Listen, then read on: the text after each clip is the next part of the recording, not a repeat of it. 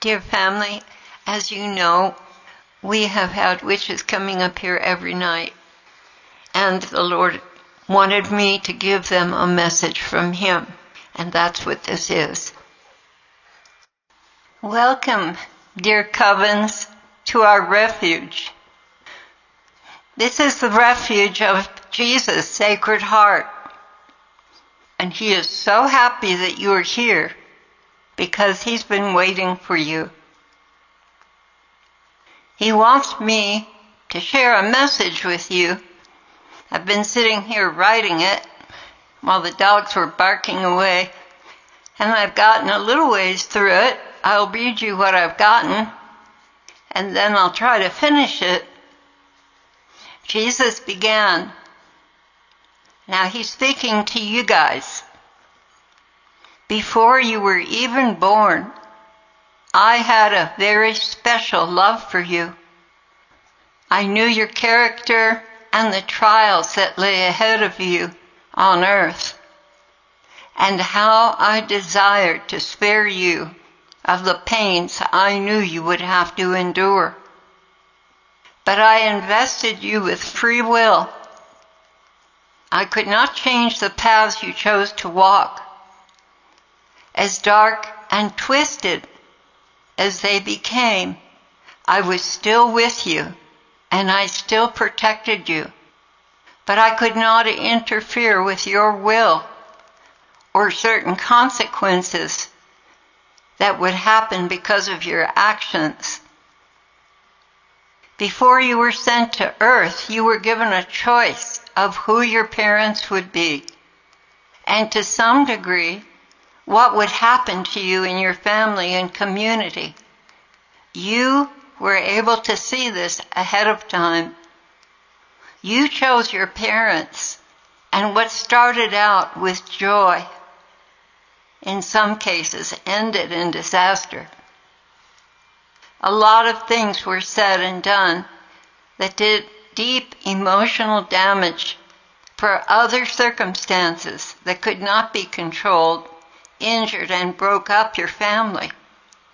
And these things left such a deep wound behind that the pain caused you to seek relief in drugs, alcohol, and sex, and revenge by acquiring more power to try and numb your broken heart. Everybody has a different story. And everyone that goes on this path I love and I follow, because I want them to be with me at the end of the age when they leave their bodies.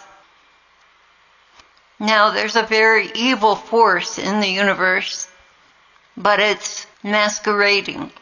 It's covered over in a costume. You can't see it.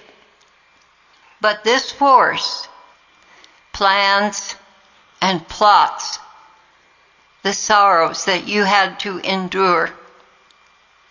This force works against your parents for divorce, works against you to be beat up by other kids or to be a black sheep in the family. This force is highly organized.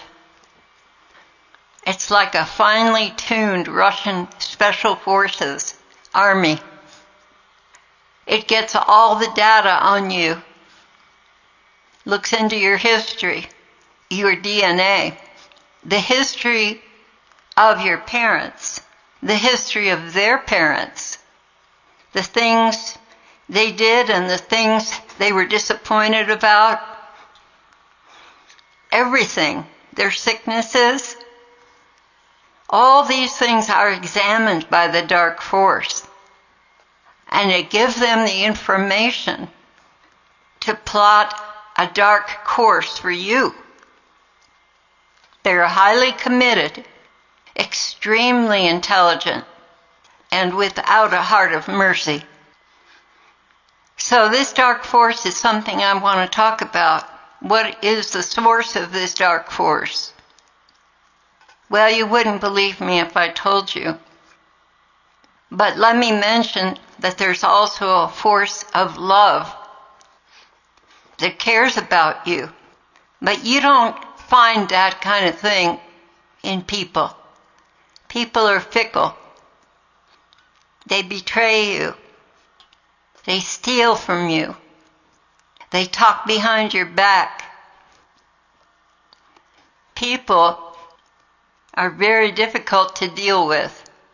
And interestingly, Jesus said in the Bible, he said, I do not entrust myself to man because I know them. And in spite of knowing us, he loves us. And he wants the best for us because he created us. Right from his hand, he spoke the word and we were created. So he really doesn't want you to suffer. But in order for you to have a relationship, you have to have free will and a desire to have that. And he doesn't force anybody.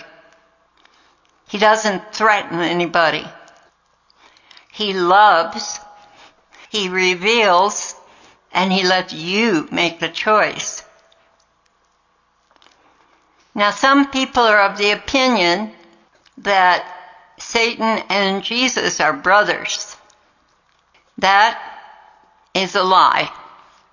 Satan was the most beautiful cherub, the most highly developed, the most powerful, the most exquisite, the most talented angel in heaven.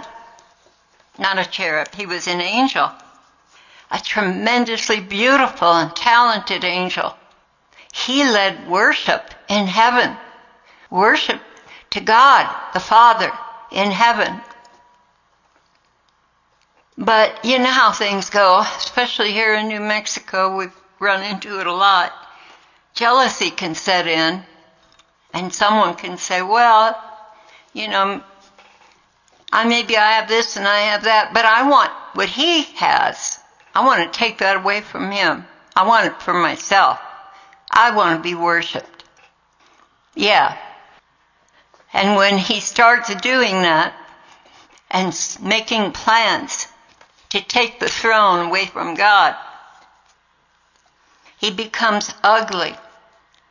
And the things that were beautiful on him turn to warts and blackness and disgusting sores and ugliness, pure ugliness, and all the gems and the glory and the gold that he was encrusted with because of his high position in heaven. All of that melts away and is replaced by a foul odor and ugly, ugly skin and eyes and teeth and hair.